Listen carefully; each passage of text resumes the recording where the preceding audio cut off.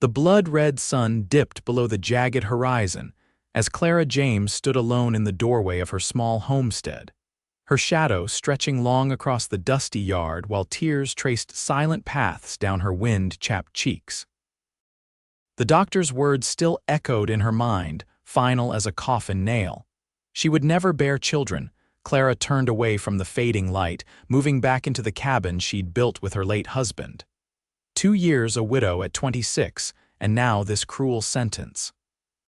She ran her fingers along the smooth wood of the cradle Thomas had crafted in those hopeful early days of their marriage before the fever took him, before the doctor delivered his verdict on her barren condition.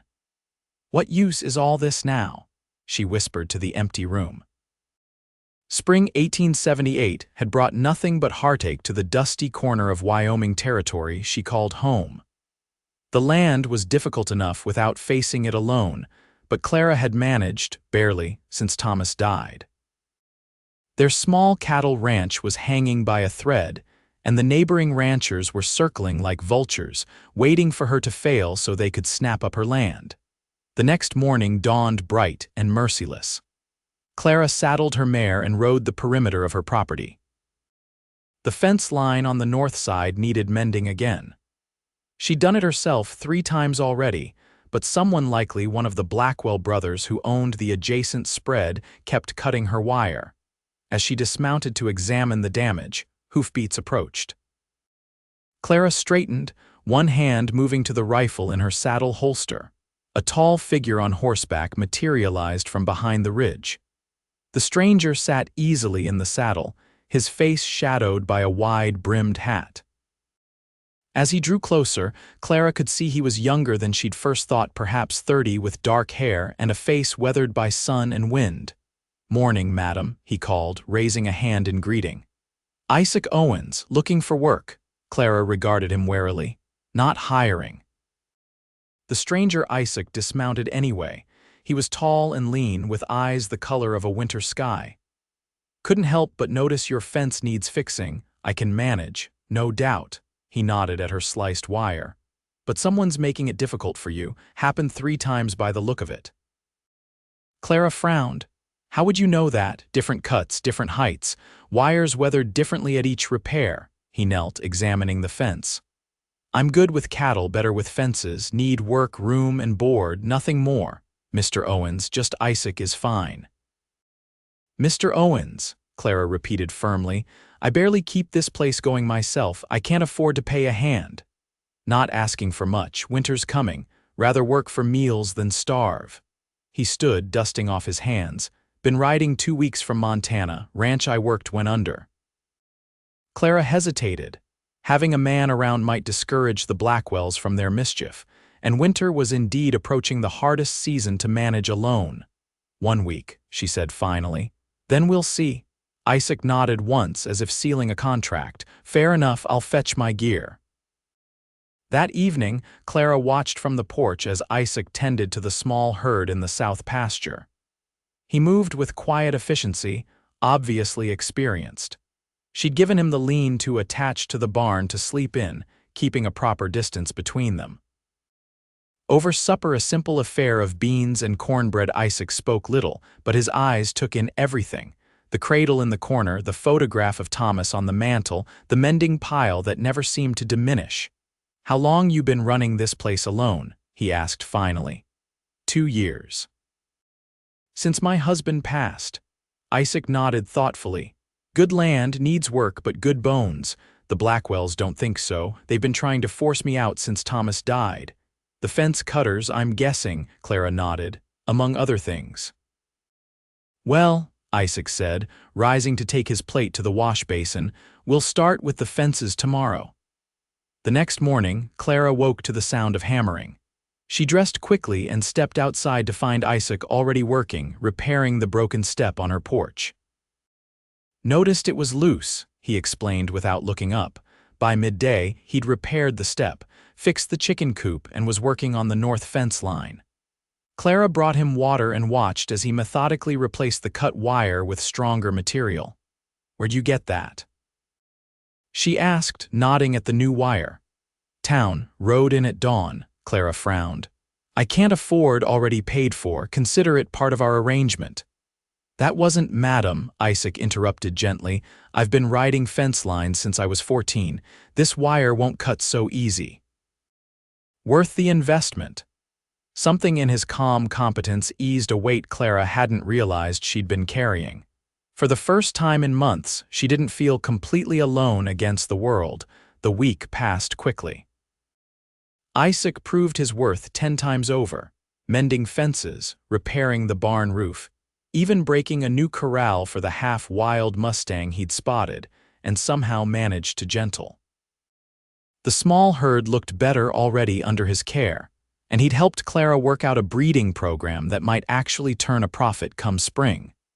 When Sunday came, the day she'd agreed to reevaluate their arrangement, Clara found herself reluctant to broach the subject.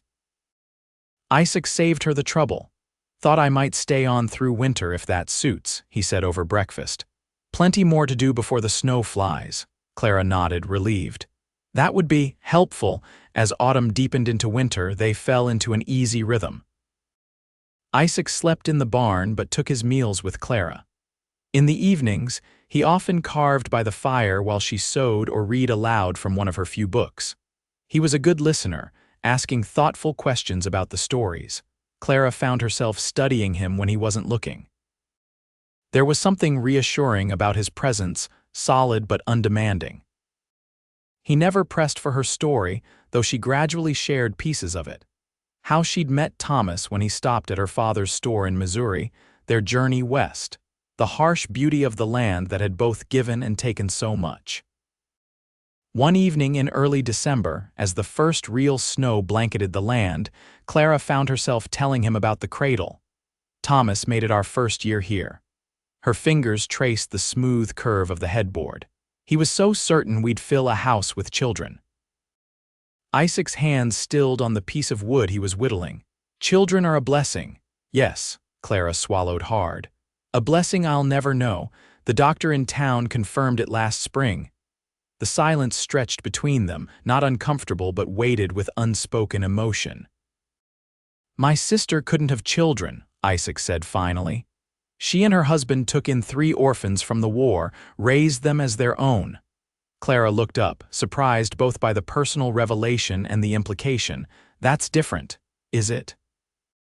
Isaac's eyes met hers, steady and without judgment. Family is what you make it, seems to me. The thought stayed with Clara long after Isaac retired to the barn. Family is what you make it. The idea was both foreign and strangely comforting. The next morning brought trouble. Clara was feeding the chickens when she heard the approaching riders. 3 men on horseback, led by Emmett Blackwell himself, a bull of a man with cold eyes and a colder heart. Isaac emerged from the barn, moving to stand beside her as the riders approached. His stance was relaxed but alert, one hand resting casually near his holster. Morning, Clara, Blackwell called, his false joviality failing to mask the menace beneath. I see you've hired help. What do you want, Emmett? Just being neighborly, checking if you've reconsidered my offer. His eyes flicked to Isaac. Though I expect you're charging this fella considerably less than the proper value of this land. Isaac stepped forward. Mrs. James isn't interested in selling. Best move along. Blackwell's smile hardened. Don't recall asking you, stranger.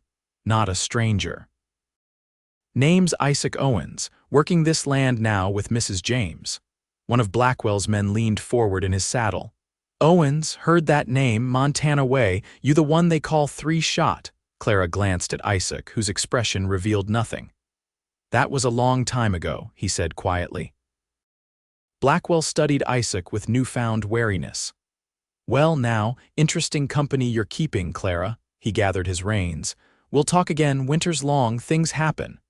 After they rode off, Clara rounded on Isaac. 3-shot, what did he mean? Isaac sighed, looking suddenly tired. It's an old name, from the war and after. Nothing to do with now. If you're bringing trouble to my door, no trouble, he interrupted firmly. Just a reputation. Might actually keep Blackwell honest for a spell. Clara wasn't satisfied, but the determined set of Isaac's jaw told her she'd get no more from him now. The incident left her unsettled. wondering again about the quiet man who'd become so seamlessly integrated into her daily life. That night, a blizzard howled down from the mountains. The temperature plummeted, and Clara worried about Isaac in the barn. Near midnight, hearing the wind rattle the shutters with particular violence, she threw on her shawl and opened the door. The blast of frigid air staggered her. Across the yard, she could barely make out the barn through the driving snow.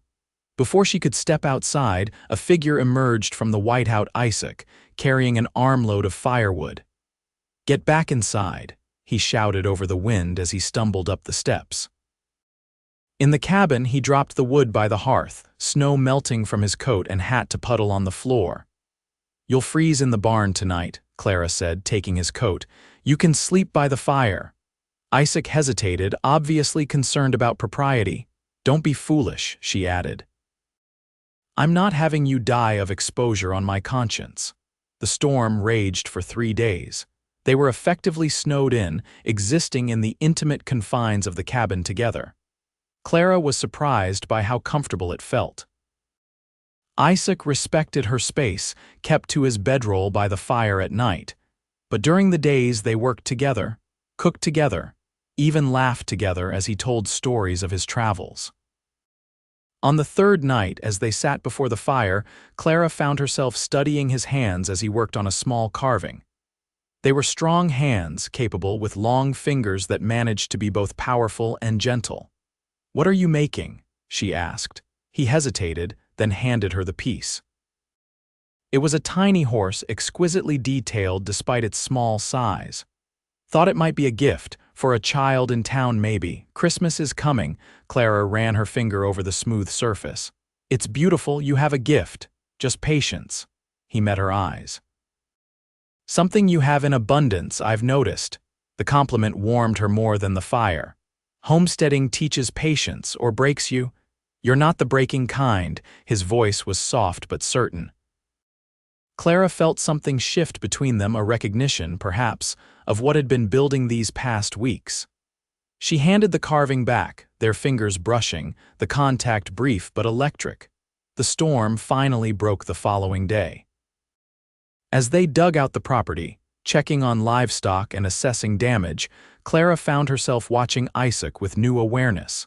The easy strength in his shoulders as he shoveled paths to the barn and outbuildings. The gentle way he handled the nervous cattle. The smile lines that appeared at the corners of his eyes when he glanced her way. That evening, Isaac moved his things back to the barn despite Clara's protestations about the lingering cold. "It's proper," he insisted, "now that the emergency's passed." Something like disappointment fluttered in Clara's chest, though she knew he was right. As winter deepened, their routine continued. Isaac continued improving the property, and Clara found herself making plans for spring planting that were more ambitious than anything she'd attempted since Thomas died.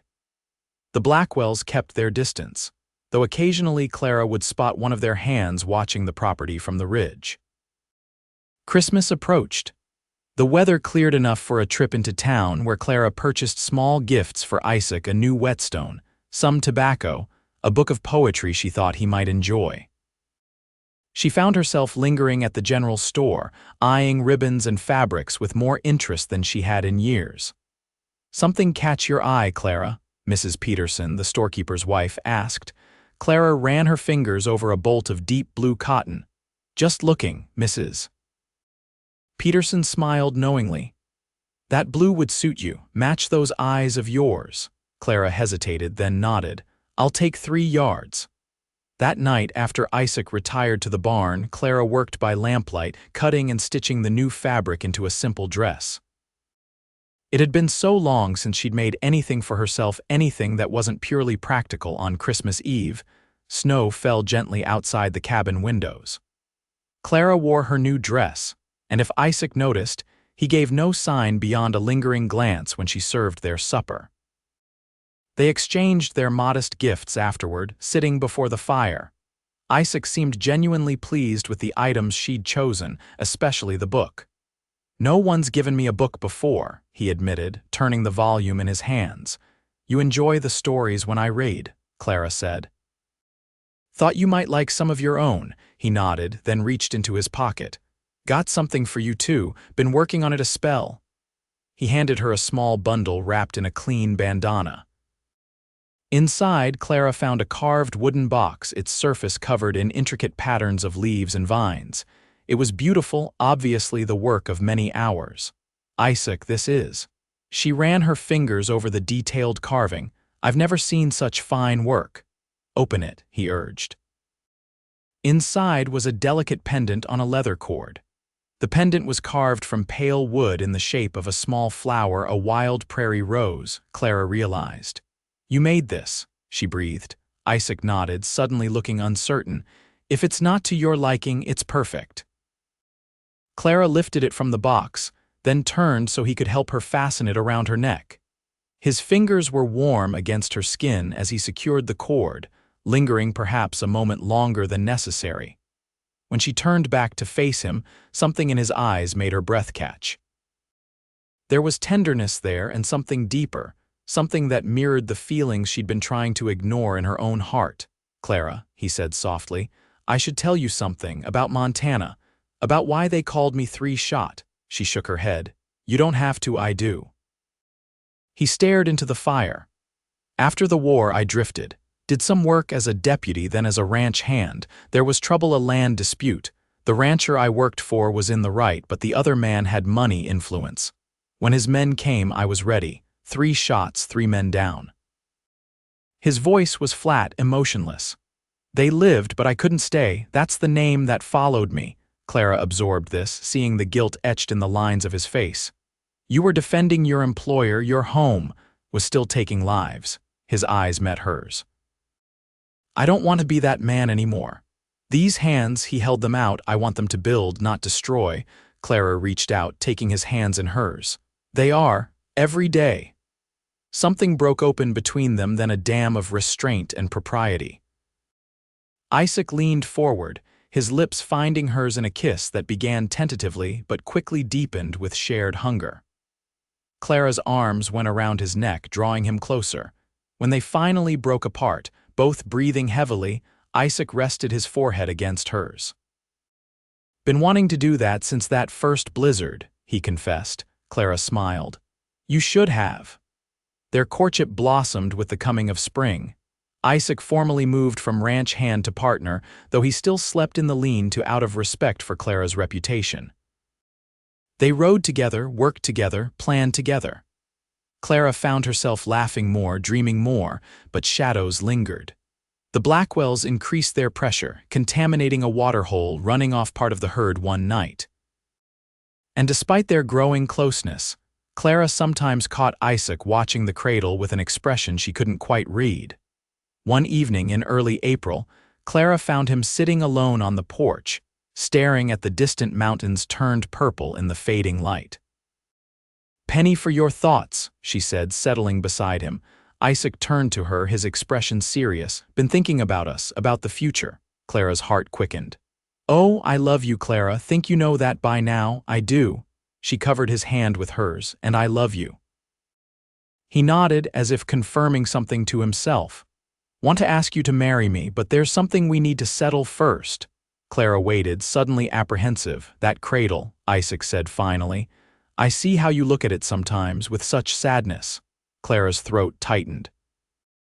I told you I know what the doctor said. Isaac took her hands in his, and I'm not dismissing it, but Clara, there are children who need homes, who need love. Orphans, she said softly, like your sister took in. Yes. War's been over a long time, but there's always children without families, and families without children. His eyes held hers. We could build something here, something that might heal more than just ourselves. Clara felt tears well in her eyes. You'd want that. To raise another's child as your own, not another's child, Isaac corrected gently. Our child, however they come to us. Something that had been tightly knotted in Clara's chest for years began to loosen. The possibility of a family, not the one she'd imagined, but a family nonetheless unfolded before her. Before she could respond, the sound of approaching riders shattered the moment. Isaac stood, hand going to his gun as 5 horsemen materialized in the gathering dusk. Emmett Blackwell led them, his face set in grim determination. "Evening, Clara," he called. "Time we settled matters." Isaac moved to stand protectively in front of Clara. "Nothing to settle, Blackwell. Disagree." Blackwell dismounted, his men following suit. "This land should be part of the Rocking Bee, always should have been. Your husband was too stubborn to see reason, hoping you're smarter." "Not for sale," Clara said firmly. "Not now, not ever." Blackwell's expression hardened. "Then we'll take it. Town sheriff's my cousin. No one will question when 2 drifters have an unfortunate accident." Isaac's voice was dangerously soft. "You really want to try this?" One of Blackwell's men drew his gun. "Heard you were fast, Owens. Let's see how fast." What happened next was almost too quick for Clara to follow. Isaac's hand moved in a blur, his gun clearing its holster as the other man fired. Isaac's shot was true, hitting the man's shoulder, spinning him around. Before the others could react, Isaac had his gun trained on Blackwell. "Next one's yours," he said calmly, "unless you want to reconsider." Blackwell's eyes darted between Isaac, his wounded man groaning on the ground, and the unwavering barrel of Isaac's Colt. "This isn't over," he spat. "Actually, it is." A new voice entered the conversation as 2 riders appeared from the direction of town, the federal marshal and his deputy. "Emmett Blackwell, you're under arrest for fraud, attempted murder, and land theft." Clara and Isaac exchanged bewildered glances as the marshal continued. "Got a telegraph from Montana Territory. Seems you've been running the same scheme there, forcing widows and small ranchers off their land." "Well, it ends here." As the marshal and his deputy took Blackwell and his men into custody, Clara turned to Isaac in confusion. "I wrote to some contacts in Montana," he explained. "Asked them to look into Blackwell. Had a feeling his operation was bigger than just this valley." Clara shook her head in amazement. "You've been investigating him all this time, protecting what's ours," Isaac corrected softly. Later that night, with the property quiet again and the future suddenly looking brighter than it had in years, Clara stood in the doorway of her bedroom, watching Isaac prepare his bedroll by the fire as he had during the blizzard months before. "Isaac," she said softly, "ask me." He looked up, understanding dawning in his eyes. Rising slowly, he crossed to her, taking her hands in his. "Clara James, will you marry me? Build a life with me? Create a family with me, however God sees fit to bring them to us?" "Yes," she whispered, tears spilling onto her cheeks. "Yes to all of it." They were married 2 weeks later in the small church in town. Mrs. Peterson helped Clara with a proper wedding dress, and to her surprise, several neighboring ranchers attended, apparently as relieved to see Blackwell gone as they were happy for the couple. That evening, as they stood together on the porch of what was now truly their home, Isaac put his arm around Clara's shoulders. "Been meaning to show you something," he said, leading her inside to the corner where the cradle still stood. But the cradle wasn't alone anymore. Beside it sat a small wooden chair, perfectly sized for a child, and a toy chest with the same intricate carving as the box he'd given her for Christmas. "When did you make these?" Clara asked, running her fingers over the beautiful craftsmanship. "Been working on them at night." "In the barn." Isaac wrapped his arms around her from behind. "Figured we should be ready, talked to the preacher. There's an orphanage in Denver. Children come through regular, needing homes." Clara turned in his arms, tears filling her eyes again. "You've thought of everything?" "Not everything," Isaac smiled. "But enough to start." 6 months later, Clara stood in the bedroom doorway, watching as Isaac gently laid 4-year-old Emma in the bed they'd prepared for her. The little girl, orphaned by a cholera outbreak, had arrived just that morning from Denver, shy and uncertain, until Isaac had carved a tiny horse for her right before her wondering eyes. Next door, in what had been Clara's sewing room, 2-year-old John slept soundly, having exhausted himself playing with Isaac in the yard. The toddler, abandoned on the orphanage steps as an infant, had taken to Clara immediately, his small hand clutching hers as if he'd finally found his anchor in the world. As Isaac tucked the blanket around Emma, he glanced up, catching Clara's eye with a smile that still made her heart race. Later, when the house was quiet and they sat together on the porch watching the stars emerge, Clara rested her head on her husband's shoulder. "Happy?" Isaac asked softly. "More than I ever thought possible." Clara's hand drifted to her stomach, where the first signs of what the new doctor in town had confirmed was impossible, a miracle he'd called it, were just beginning to show. She hadn't told Isaac yet, saving the news for his birthday next week. "You've given me everything I thought I'd never have." Isaac kissed the top of her head. "We built it together, this place for love." Clara thought of the cradle that would, against all odds, be filled come spring, of the children sleeping peacefully inside, of the man beside her who had seen possibility where she had seen only loss. "Yes," she whispered, "we did."